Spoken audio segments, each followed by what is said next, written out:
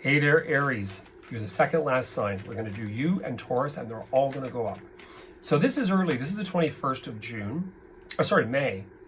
For June.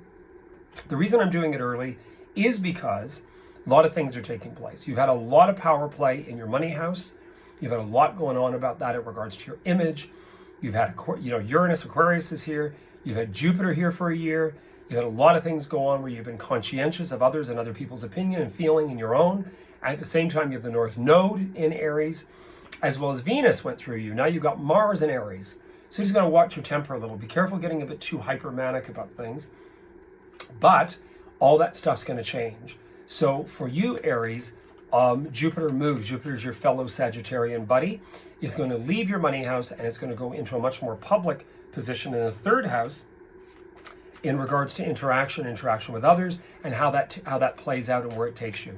This is really interesting. I just had an Aries client the other day that's a regular, and it came up in her reading about things shifting and changing and how that direction is going to change.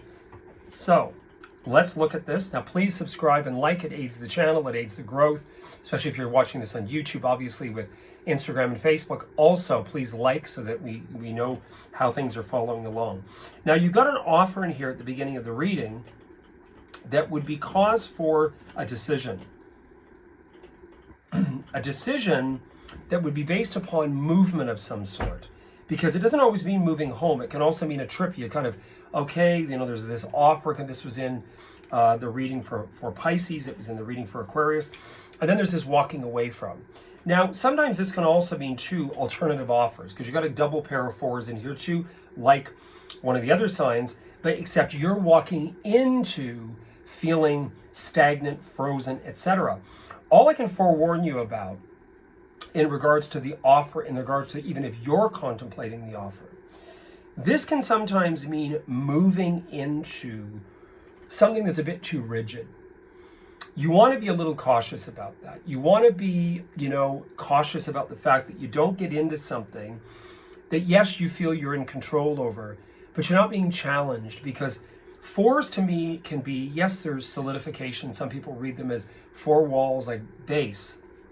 I sometimes see them as being where the three has become complicated, where the three has become, food for thought. Where do we go from here? Because in the Four of Cups that begins, you have the three, which is friendship, associations, and then you have that fourth, which means an offer comes out of the wind, out of the sky, and then you're making this decision, this Eight of Cups, to say, I'm kicking this pop stand, I'm out of here. So I would just say caution. Moderation is fabulous. You have the Temperance, which means calm, keeping things cool. You've got day-to-day, grounding oneself. The only thing, like I said to you before, is that, you've got Temperance and then the Chariot, but in between that, you've got this day-to-day. I just don't want to see you jump from something that you feel things are going good to something that is too premature. Sometimes clients will come to me and they're between 55 and just 60, and they say, well, I'm going to start to think about retirement. What? Tell Martha Stewart that. I've said this, I know I'm repeating myself here, but come on. So careful that you're not putting the cart before the horse in your life and making things so boring that you're not living anymore. You want to keep living. You want to keep that energy going. And to me, you've had so much dynamic. You've got Mars already, the North Node saying, hey, there's destiny out there. Careful what you wish for with Jupiter still, because Jupiter's in this, third position, third house. All I can say is this. The Chariot can be a dynamic energy because it's very courageous. It's very, I believe it's about pulling those horses into direct, working together rather than having them pull apart. And that's, again, getting rid of the, OCD to an extreme, but being focused, just focused. I would say if the progressive movement places you in a station where it's, yes, dynamic with day-to-day, yet in that same breath, you're able to feel as though you've still got control over things, but really feel calmer, that's fine.